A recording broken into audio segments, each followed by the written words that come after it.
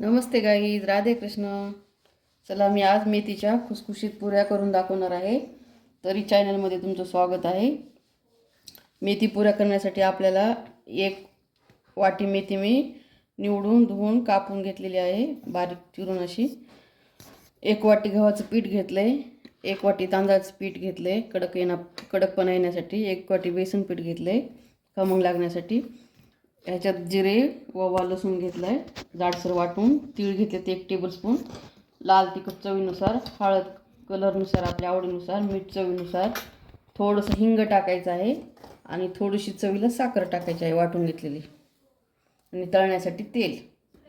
तर चला आपण सुरुवात करूया.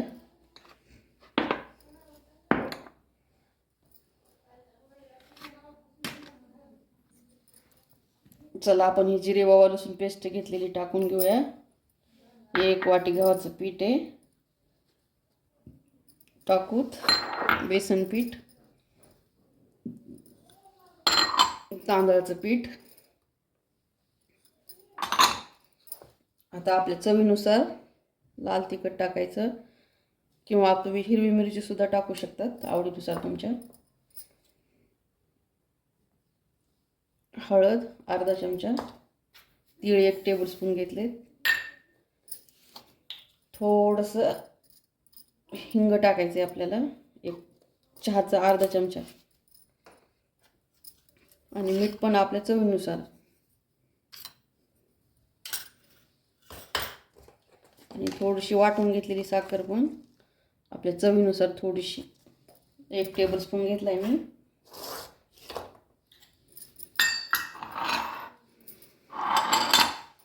तर आपण हे सर्व असं मिक्स करून घेऊयात.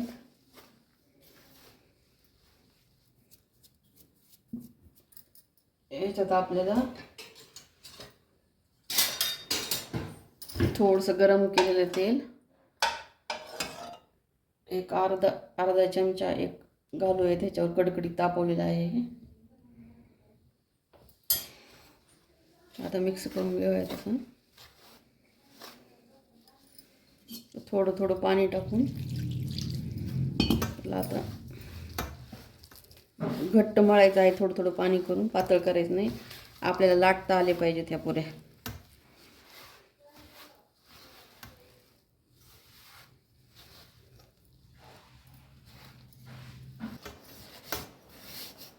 चला, आपलं आता हे पीठ मळून तयार झालेलं आहे. मस्त असं घट्ट पीठ मळून घ्यायचं आणि झाकून ठेवायचे 15-20 मिनटं करण्याच्या अगोदर.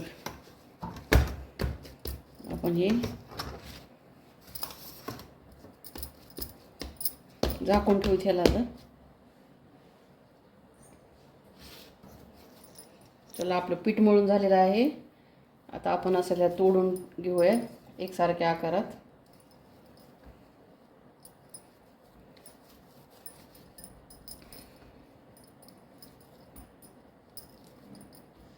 असं गोल करून घ्यायचं. चिकटत असेल तर तुम्ही तेलाचा हात लावू शकता.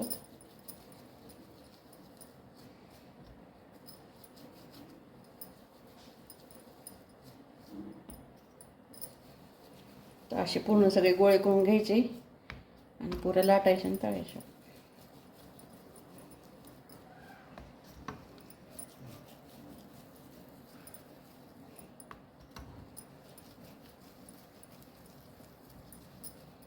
एक एक आपला असं गोळा तयार करून घेऊयात.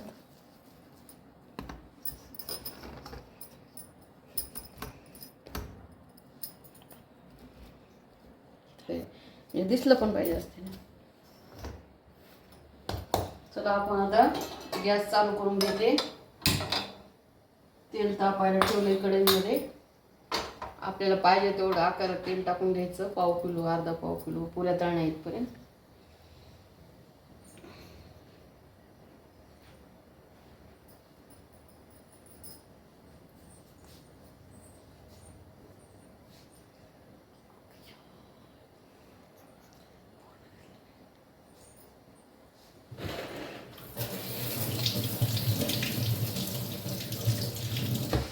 आपण आता अशा पुऱ्या लाटून घेऊयात उलट सुलट करून. एक सारख्या आकारात पुरी लाटून घ्यायची.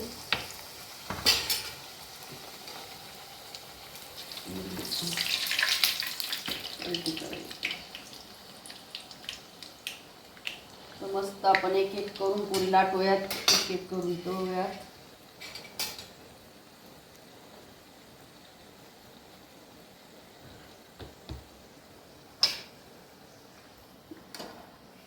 गॅस कमी करूनच तळायच्या पुऱ्या.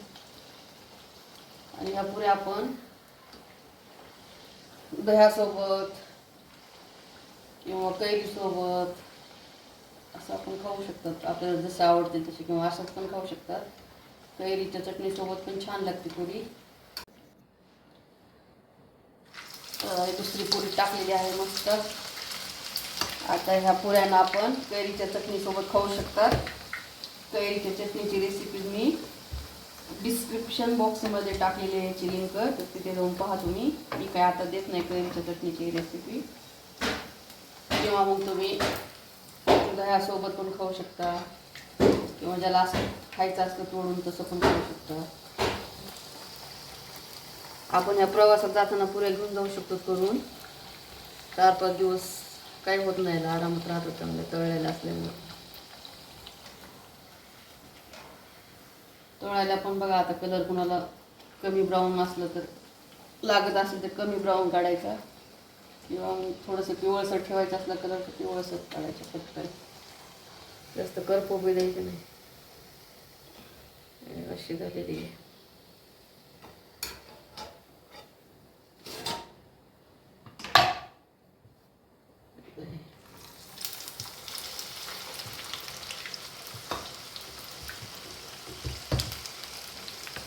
अशा पुऱ्या करायच्या, खायच्या गरम गरम.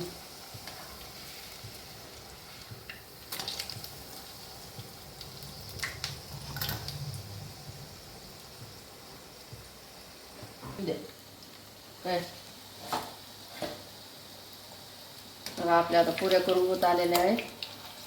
अशा एक एक एक एक करून घेतल्यात. त्या पुऱ्या फुगत नाहीत, कारण याच्यामध्ये आपण तीळ टाकलेले असतात ना, तर ते लाटताना मध्ये फुटल्यासारखं होते ना, ते फुगत नाहीत. आपल्या गव्हाच्या पुऱ्या पिठाच्या एकदम फुगतात, ह्या तशा फुगत नाहीत. पण खायला एकदम अशा खुसखुशीत मस्त लागतात. ह्याला कशाची चटणीची सुद्धा गरज नाही. अशाच जरी खाल्ल्या ना तरी छान आहे. चव तर एकदम बनाट लागते याची. तुम्ही एकदा करून पहा, केल्यानंतर अशाच करून खात राहतात सारख्या.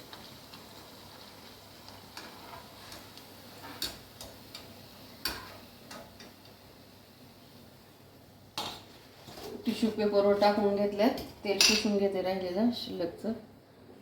तर आता शेवट.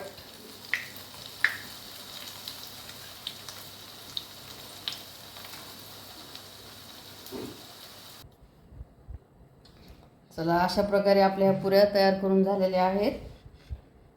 तर सबस्क्राईब, नवीन चॅनल आहे आपलं, सबस्क्राईब करा, लाईक करा, शेअर करा. भेटू पुढच्या रेसिपी बरोबर. तोपर्यंत करून खात राहा, खुश राहा, आनंदी राहा. Okay, bye bye.